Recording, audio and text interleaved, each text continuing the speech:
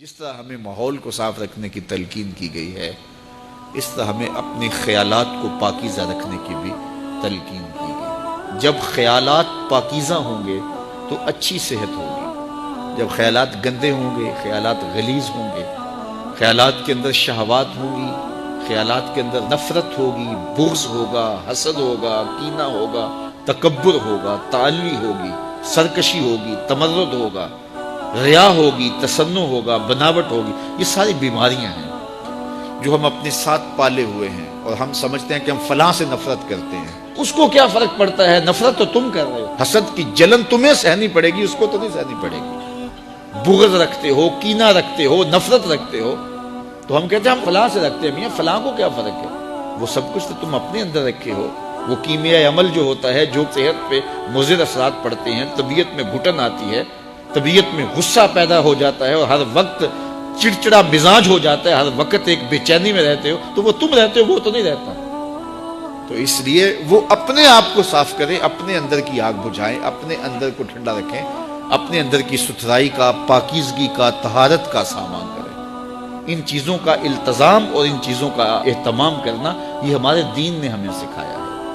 اسی طرح جب کوئی شخص برائی کرتا ہے، کوئی بھی برائی کرے، تو اس کی اثرات اس کے اوپر مرتب ہوتے ہیں۔ تو برائی کے اثرات بد سے اس کے اندر کا نظام بگڑ جاتا ہے، باطن کی طہارت ختم ہو جاتی ہے، اور باطن کی طہارت کو بہت زیادہ اہمیت دی ہے شریعت اسلامیہ نے۔ حسد کے کوڑے، بغض کا کچرا اور نفرت کا جو ہے وہ گند تمہارے اندر اگر جمع ہوتا رہے گا، تو پھر اندر سے تعفن اٹھے گا، اور وہ تعفن تمہارے دماغ کو چڑھے گا، اور زندگی کا چین، زندگی کا قرار تمہارا لٹ جائے گا، اور تم سمجھو گے کہ شاید فلاں کی وجہ سے ایسا ہوا، ہم نے خود نفرتیں پالی، خود اپنے اندر گندگی اور غلاظت ڈالی۔ کچھ اعضاء ہمارے ظاہری ہیں، کچھ اعضاء ہمارے باطنی ہیں۔ آنکھیں عضو ظاہری ہیں، کان، زبان، ہونٹ، ٹانگیں، ہاتھ، یہ ظاہری اعضاء ہیں، اور کچھ اعضاء باطنی ہیں۔ دماغ باطنی عضو ہے، دل باطنی عضو ہے۔ تو یہ جو ظاہری عضو ہیں، اس کی کچھ غلاظتیں، گندگیاں ظاہری ہیں، اور ان کی غلاظتیں کچھ باطنی ہیں۔ مثال کے طور پہ ہاتھ کے اوپر میل لگ گیا، ہاتھ کے اوپر کوئی نجاست لگ گئی، تو یہ عضو ظاہری کی ظاہری غلاظت ہے، تو اس کو پانی سے صاف کیا جا سکتا ہے۔ پاؤں کو چلتے چلتے کوئی گندگی غلاظت لگ گئی، تو آپ آ کے اس کو جلدی سے دھو لیں گے، یہ عضو ظاہری کی ظاہری غلاظت ہے۔ لیکن ان اعضاء کی ایک باطنی غلاظت بھی ہے۔ مثال کے طور پہ یہ ہاتھ ہے، یہ عضو ظاہری ہے، اس کی ظاہری غلاظت تو یہ تھی کہ اس کے اوپر کوئی گندگی لگ گئی، لیکن باطنی غلاظت یہ تھی کہ اس ہاتھ سے تم نے کسی سے ظلم کیا، تو یہ باطنی غلاظت لگ گئی۔ یہ زبان، اس کی ظاہری غلاظت تو یہ تھی کہ کوئی منہ میں ایسی چیز پڑ گئی جو گندی تھی، تو اس کی ظاہری غلاظت ہے، اس ظاہری عضو کی۔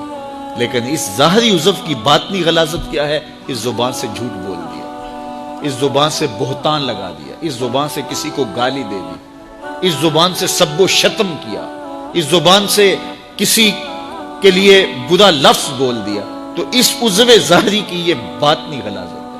اس طرح یہ آنکھ کی ظاہری غلاظت یہ ہے، اس کے اندر کوئی میل پڑ گئی تو یہ ظاہری غلاظت ہے، لیکن اس آنکھ کو شہوت سے بھر لیا، گوشۂ چشم سے کسی کی تحقیر کی، کسی کی تذلیل کی، تو اس ظاہری عضو کی باطنی غلاظت ہے۔ اسی طرح باقی اعضاء بدنیاں ہیں، تو ہر عضو کی جو ظاہری ہے اس کی ایک ظاہری غلاظت ہے، اس کی ایک باطنی غلاظت ہے۔ تو ہمیں کہا گیا کہ ہم اپنے اعضاء جو بدن کے ہیں ان کے ظاہر کو بھی صاف رکھیں، اور ان کو باطنی غلاظتوں سے بھی پاک رکھیں، ستھرا رکھیں۔ اس طرح ہمارے باطنی اعضاء ہیں۔ مثال کے طور پہ دماغ ہے، دماغ کی بیماری اور دماغ کی غلاظت ہے، اس کو تکبر پیدا ہو جاتا ہے، عجب پیدا ہو جاتا ہے۔ یہ خمار انسان کو کہ میں بڑا ہوں، یہ انسان کو چھوٹا کر دیتا ہے، یہ انسان کی زندگی کا چین چھین لیتا ہے، یہ تقوی کو اجاڑ دیتا ہے، یہ باطن کے پلے چھوڑتا کچھ نہیں کہ میں بڑا ہوں۔ اس کائنات میں سب سے بڑا جرم ہوا ہی یہ ہے کہ ابلیس نے کہا تھا انا خیر منہ، میں بہتر، یہ میں جو تھی اس نے اس کا بیڑا غرق کر دیا۔ جو بڑا ہوتا ہے اس کو بتانا نہیں پڑتا میں بڑا ہوں، لوگ دیکھتے ہیں کہ وہ بڑا ہے۔ بڑائی لفظوں سے نہیں بتائی جاتی، بڑائی کردار کی ہوتی ہے، بڑائی سوچوں کی ہوتی ہے۔ بڑا آدمی دکھائی دیتا ہے کہ یہ بڑا ہے، اس کی عادات سے پتہ چلتا ہے بڑا ہے، اس کے اطوار سے پتہ چلتا ہے بڑا، اس کے طرز زندگی سے پتہ چلتا ہے کہ وہ بڑا ہے۔ تو کسی کو چھوٹا نہ سمجھو، کسی کو حقیر نہ جانو۔ واصف علی واصف مرحوم نے کہا تھا کہ کوئی چھوٹا تب نظر آتا ہے کہ اسے دور سے دیکھا جائے یا پھر غرور سے دیکھا جائے۔ کسی کو قریب سے دیکھیں اور پیار سے دیکھیں تو پھر کوئی چھوٹا نہیں ہوتا۔ کس کو پتھر مارے ناصر کون پرایا ہے، دل کے شیش محل میں ایک ایک چہرہ اپنا لگتا ہے۔ لوگوں سے پیار کرو، لوگوں سے محبت کرو، لوگوں کو قریب کرو۔